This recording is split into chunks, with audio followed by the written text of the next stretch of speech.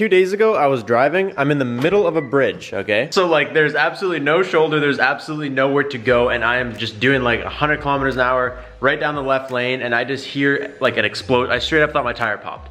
Like I heard an explosion, and I was like, because there's nowhere to go. So I pull over to the right lane. I saw like shrapnel in my rearview mirror, and I assumed I just hit something and my tire exploded. Pull over to the right lane, and I cruise for like maybe 2 minutes till like I could finally get off an exit and get off the highway. Pull off the side of the highway, and I like get out, and my tire is perfectly fine. And I'm like, what the hell is the noise then? And we look, and the fender liner is just completely laid out underneath my car. To be honest, I just kept going with my day. I didn't even like inspect it at all. I threw it in the trunk. I think it's probably my fault when I installed the splitter or something. Dude, this thing like exploded here. It's been just like road burned. This thing is ruined. It could have been as simple as I just forgot to put in like one bolt when I did the front splitter, and something caught wind and yanked off. Didn't hurt anybody, nothing, like no real damage was done, so I'm thankful for that. It's gonna look so stupid now. They say bad things come in threes. We had this thing blow out. I curved the wheel. Oh, and I hit that shit on the highway on the way home and blew off my front splitter. I'm hoping that's my 3. I'm hoping I'm done with this. Anyways, the weight is finally almost up. I have been tracking the wide body for the Civic like just religiously every day.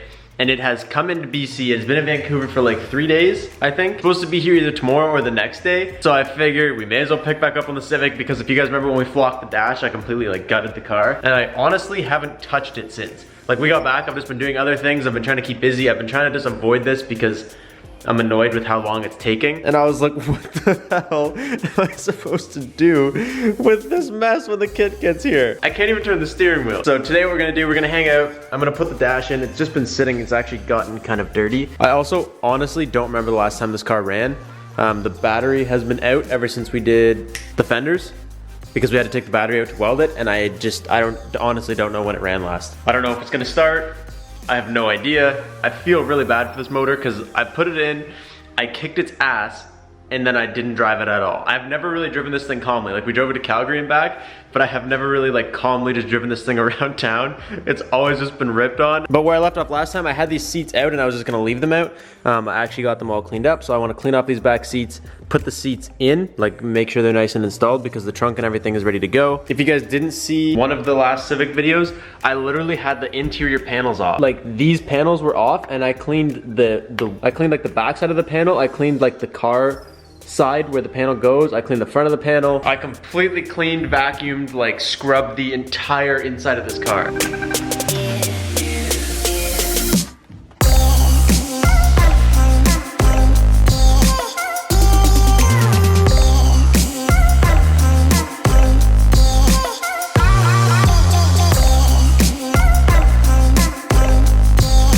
I'm still not sure how this is the smallest car we own, yet it has like the most spacious interior in the rear. Tiny cars are supposed to have tiny interiors. It doesn't make sense.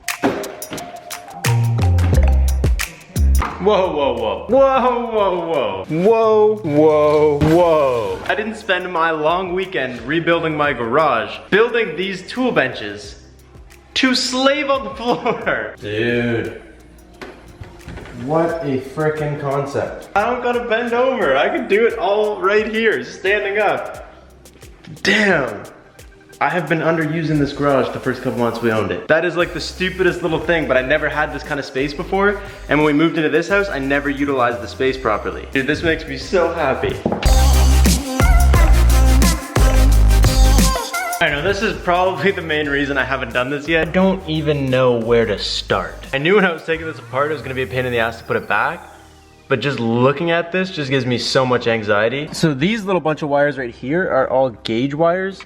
I don't exactly know where they come from, but I know that we had all our gauges running up through this central air thing, and then we had like a little gauge pod here. We're gonna have a new setup coming in for it, so I think what I'll do to lighten the blow of all these wires is I'll start by just pulling out ones I know for sure I don't need. And the rest, I just feed this entire harness up through the dash once it's on, and then the rest is not as bad as it seems. Oh, and I gotta plug this into the radio.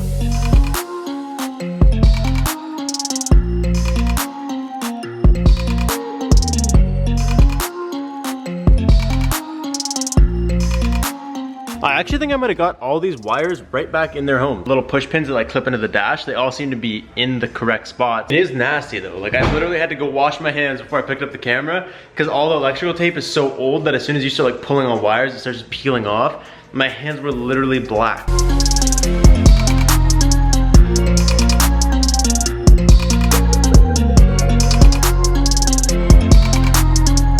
I drank this quick, much needed espresso shot. I put a poll on my Instagram. Oh shit, you're one drawer too low. I put a question poll on my Instagram for you guys to do a little Q&A with me really quickly. I was gonna do it at the end of the video, but I'm gonna just take 5 and do it right now. I'm gonna try and do my usual Q&A thing where I rifle through a bunch of questions pretty quick because I hate Q&As that really drag on. And if you guys don't really care, if you guys just wanna see me working on the car, you guys can skip to right here when it's all over. When the Y body goes on the BRZ, is it gonna stay blue or change colors? It will change colors. It's gonna be crazy. It's gonna be something more wild than I've ever done, but like not absurdly crazy. What part of Canada are you from? I'm actually from a little bit north of Toronto, but me and Courtney moved to BC like 2 years ago at this point, and we live just outside of Vancouver. I don't know, I'd call like both of them home. When is the Civic coming back? Right now, baby. What's your favorite genre of cars? Like JDM, muscle cars, whatever. That's a funny question because I actually was looking at a car last night that none of you guys would probably expect me to buy.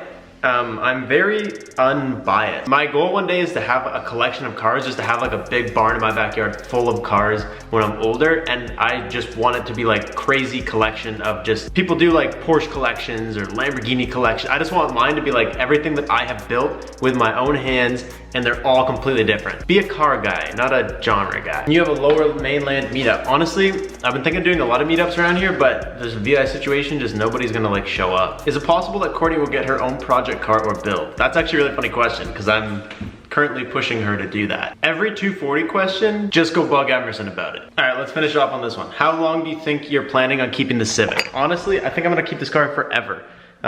This is like the car that kind of launched my YouTube channel from where it was to where it is right now. And I don't think I'm ever gonna part ways with it. I might stop working on it for a bit. I'm gonna work on this for probably a couple more months, and then I'm probably just gonna take it easy. And then over the winter, I would like to buy a new motor, put a new motor in it, and then like just completely build the motor, swap the motor into it, and then just kind of like relax with it. Cause I don't wanna overkill it. I just want it to be like cleaner, which is about to happen, and like hella fast. So, thank you to everybody that asked questions. Sorry if I did not get to your question. Make sure you guys are following me on Instagram so you guys get to participate in things like this, and apparently Twitter too, because I've started using Twitter a lot more, and I may or may not be leaking secrets hardcore on Twitter because I know not many of you guys follow me there.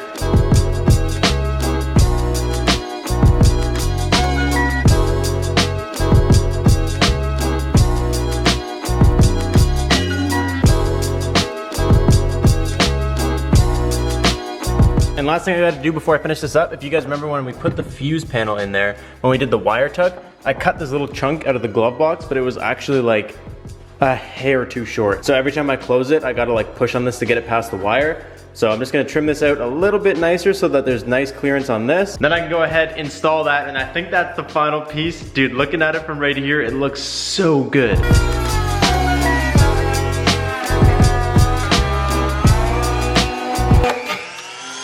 Did you guys see that? So the thing just detonated. Straight up almost took my face out. Nice. That's how it's supposed to work. It always got to like here and then just kind of jammed up. It wouldn't close properly. The only thing that you guys are gonna notice is all the wires from all the old gauges, because we're getting a shipment with some new gauges and stuff coming in hopefully this week. So all these wires for all these gauges I left out. That way I could tap into the same power source and run them all the same way and whatever. So I didn't just completely delete them. So, but aside from these gauges, aside from all the shit on the floor, check out how good this dash looks.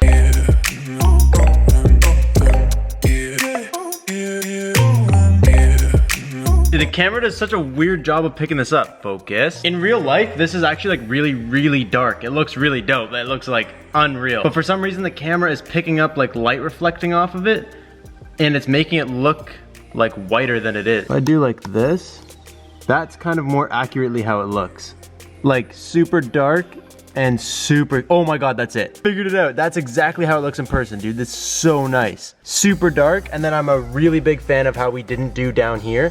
Then it's kind of like a little bit of a two-tone situation going on. Literally brought it to life. Like it looks like it's like brand new. And I guess now we can put the battery back and have the moment of truth and see if this thing actually starts up. I really hope it does, because like I fully assembled everything. Like I was confident in myself enough that I put everything back together. So if it doesn't start now, I'm gonna have some issues. I hear the radio on, which is good. Oh baby. Compressor's on, dash lights work. Please, Jasmine, please do not let me down. Hey kitty, the neighbor's kitty just came to say hi. You're not gonna like this. It's gonna be loud. No, it's gonna be loud. You're not gonna like it. Yeah, see you later. All right, moment of truth. Yo, no way. Dude, no way it fired up like that. This is why the people love the Honda. Even before, it usually takes 2 times to turn it on. Like it's usually a second. There's something wrong with one of the relays. You usually have to turn it over at least twice. So I'm amazed that it even fired up first try. This is so gross. This is literally from when I sanded all the Bondo off the fenders. Like that's nasty. Thank God, dude. I promise I'm gonna start you again very soon and we're gonna go for a nice little cruise. Full rear interior is done. The entire hatch is finished except it just needs a box for that battery. The dash is flocked, everything's reassembled. Aside from this pile of wires that we need, just new gauges, basically just to assemble the new gauges. Everything in here is solid, sound. It's been proven. We drove it all the way to Calgary and back, whatever. Everything in here works perfectly fine. So until this winter when I decided to go crazy and rip this motor out and put a new one in, everything is done on this car. Except the body. We just need this frickin' body kit. I also, just for shits, I want to throw in the suede wheel, see how it looks. Dude, this looks so tight. Anyways, that's basically gonna be all we have for today's video. I hope you guys are excited that Jasmine fired back up first try. Is like fully decked out. Dude, just look at it from right here. I think it's just been apart for so long that I'm just in love with it. You guys don't need to see it again. You guys have seen it. But I think I'm happy that it works. I'm happy that it runs. I'm happy the inside is complete because all we gotta do, exterior from this point on, that makes me so happy. I hope you guys enjoyed today's video. If you did, make sure you give it a big thumbs up. And I will catch you guys in the next one where hopefully I will be standing here with a body kit. So thank you guys so much for watching. Peace out, and then stay committed.